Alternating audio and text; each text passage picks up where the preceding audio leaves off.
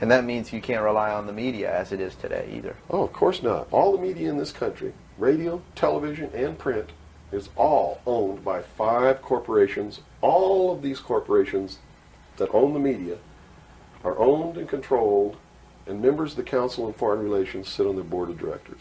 Can you name those 5 corporations? Is that... Not off the top of my head. Okay.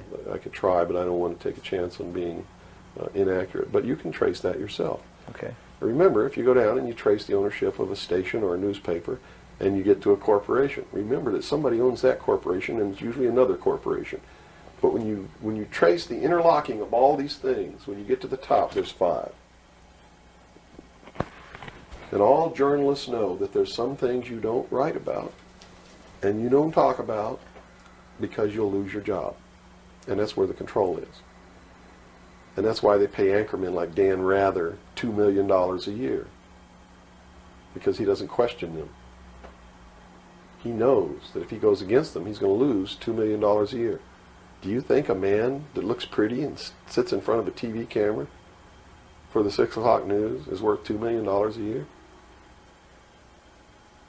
No way. I don't care how long he works, and I don't care what he does. There is no job worth $2 million a year. That's why they pay athletes these fantastic salaries. I was listening to the radio the other day. They just contracted to pay one player on one team $6 million a year. Can you believe this? And why is that? It's the Roman circus. What does the emperor do when the people become restive, and when the people are asking questions, and when the people don't like the policies of the emperor? He sends them to the circus. He creates a circus. He builds a giant coliseum. And he begins to throw the Christians to the lions. And he has great chariot races and football games and basketball games, all to keep the idiots preoccupied with things that don't mean anything in the scheme of the entire world,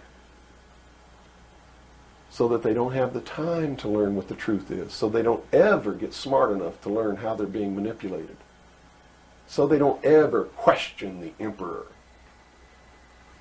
That's why they pay a player on a football team or a baseball team $1 million or $2 million or $3 million a year.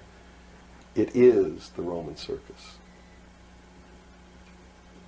I know men who don't know anything in the world except who plays third base for the Mets.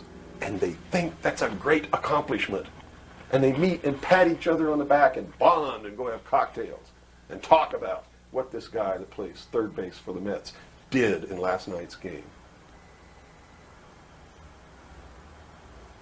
It's sad. It's really sad. Is there any room in a kind of society where these manipulations are not taking place for this type of entertainment, or any type of entertainment at all? If people understand that a game is a game, if people understand that nobody, no matter what they do, is worth paying $2 or $3 million a year for, people should be able to get rich if they want to, by the sweat of their individual labor. Okay? By going out and doing something for the world. Not by taking people's minds away from the emperor. It's a game. Football's a game. Football's a game. But let me tell you something.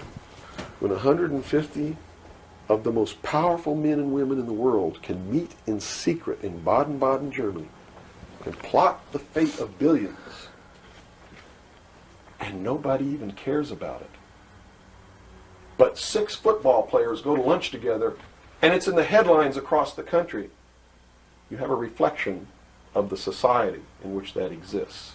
And it is a sick society that is doomed to self-destruction. So based on that scenario, there's some truth into what these men are looking at. Absolutely, and that's what makes me so sick, is that I'm trying to wake up a people who on a daily basis are proving the ones that I'm warning them about to be right. Well, so that even though a minority, there are people out there that you recognize are awake to this, if they don't do something about it, they will lose that ability to be free in that way. That's correct. Whether they might think, well, I don't need to worry about it because I know what I know and I'm fine. That's It doesn't right. work that way. There's a connection here to everything. That is correct. That is absolutely correct. A nation of people who are willing to send their sons and daughters that they profess that they love to a foreign country to die, and they use the excuse to themselves that they're sending them off to defend our country, and they know damn well that's a lie, are doomed.